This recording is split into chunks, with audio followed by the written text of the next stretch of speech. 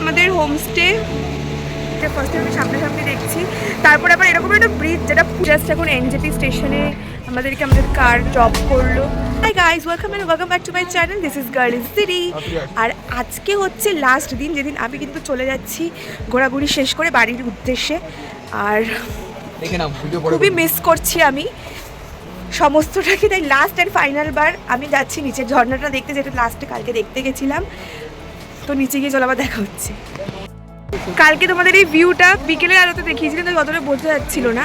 এখন জাস্ট একবার ভিউটা দেখো আর আওয়াজটা শোনো।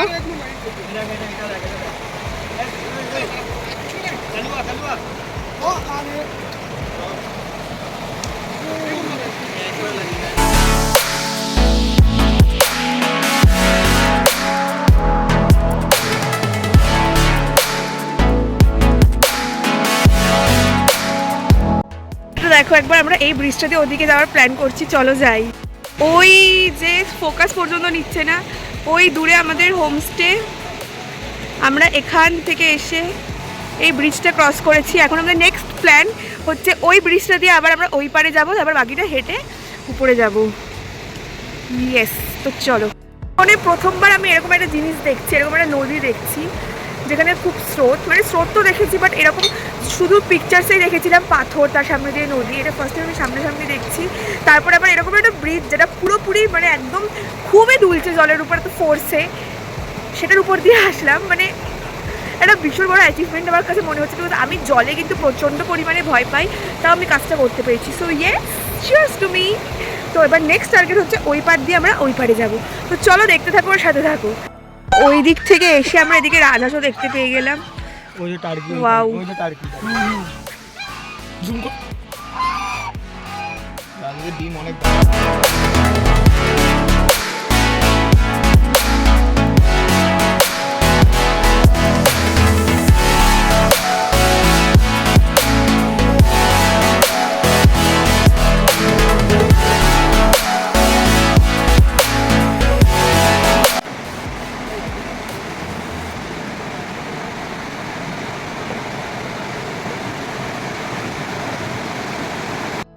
এখানের জলটা দেখো,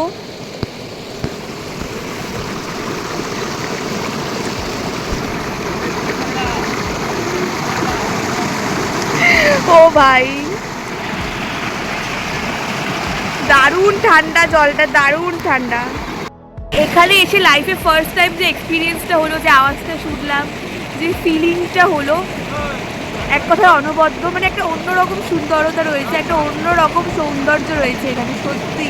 মানে এতক্ষণ আমরা পাহাড় টাহাড় দেখে এসে তারপর নদীও দেখবো, তা আবার এইরকমভাবে, যেটা এতদিন শুধু পিকচার্সে দেখেছিলাম।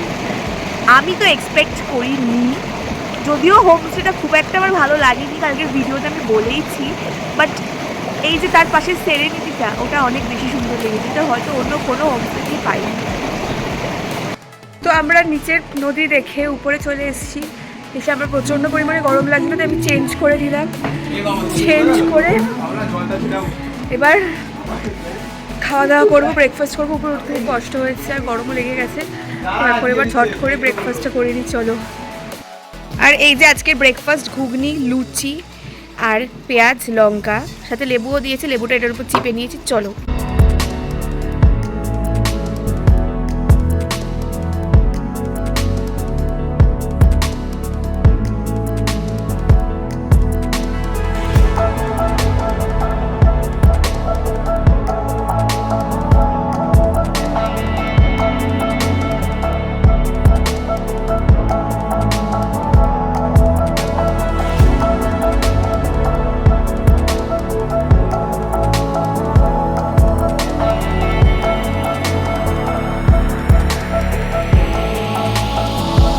রেডি হয়ে পুরোপুরি এখন বেরিয়ে পড়েছে, আমাদের গাড়িও কিন্তু চলে এসছে।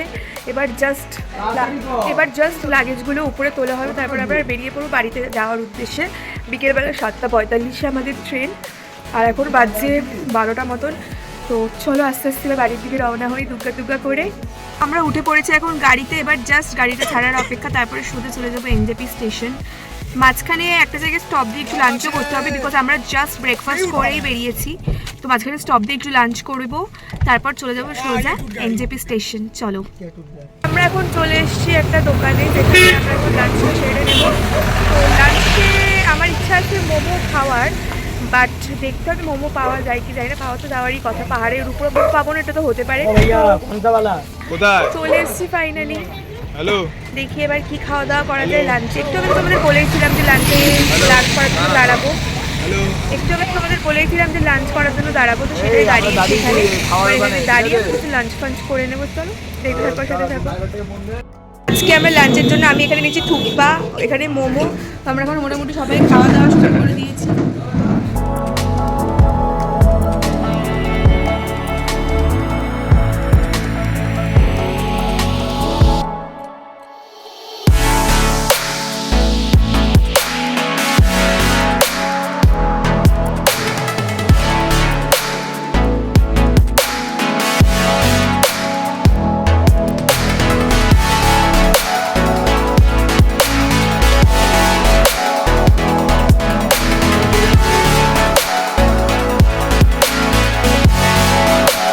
জাস্ট এখন এনজেপি স্টেশনে আমাদের কার ড্রপ করলো। এখন ট্রেন 7:45 আর এখন বাজছে 5টা।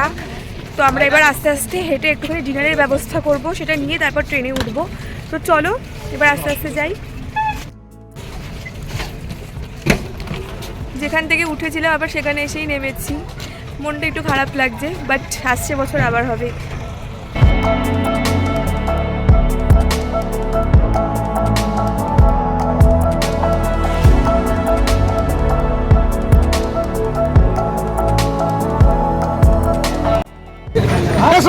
এখানে আমি আমার বিরিয়ানি নিয়ে নিয়েছি, ওখানে রুটি তরকারি বন্দোবস্ত হয়ে গেছে।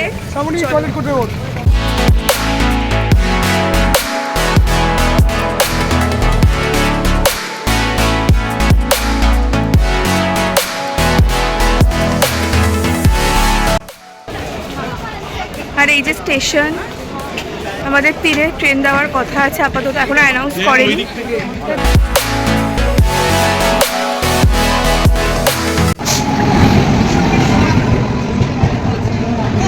আর ফাইনালি আমাদের ট্রেন কিন্তু এখন ছেড়ে দিল। ট্রেনে উঠে ট্রেনে মারামারি করে উঠতে হয়েছে, তারপর আমাদের ট্রেনও ছেড়ে দিল। ব্যাস সেটাই এখন আপডেট। এরপর আমরা একটুখানি স্ন্যাক্স খাবো, তারপরে তো ডিনার করবো। গাইস তোমাদেরকে এখনকার আপডেটটা দিয়ে দিই। আমরা ডিনার করে নিয়েছি। ডিনার হচ্ছে বিরিয়ানি, সেটা তো তোমাদের দেখিয়েছিলাম। আর বাকিতে রুটি আর তরকা ছিল, সেটা আমাদের 13টে রুটি অর্ডার ছিল, বাট ওরা 11টে রুটি দিয়েছে, মানে 2টো রুটি কিন্তু কম দিয়েছে। তো এটা আমাদের একটু প্রবলেম হয়ে গেছে। তরকাটাও খুব বাজে ছিল, বিরিয়ানিটা প্রচণ্ড তেল ছিল, আর আলু বিরিয়ানির দামও নিয়েছে নাকি 100 টাকা। মানে এরকম একটা অবস্থা, পুরো চোর যেটাকে বলে বাংলা কথায়। তো আজকের দিনটা এরকমভাবেই কাটলো। তো এখন পৌঁছে যাবো বাড়িতে আর কিছুক্ষণের মধ্যেই।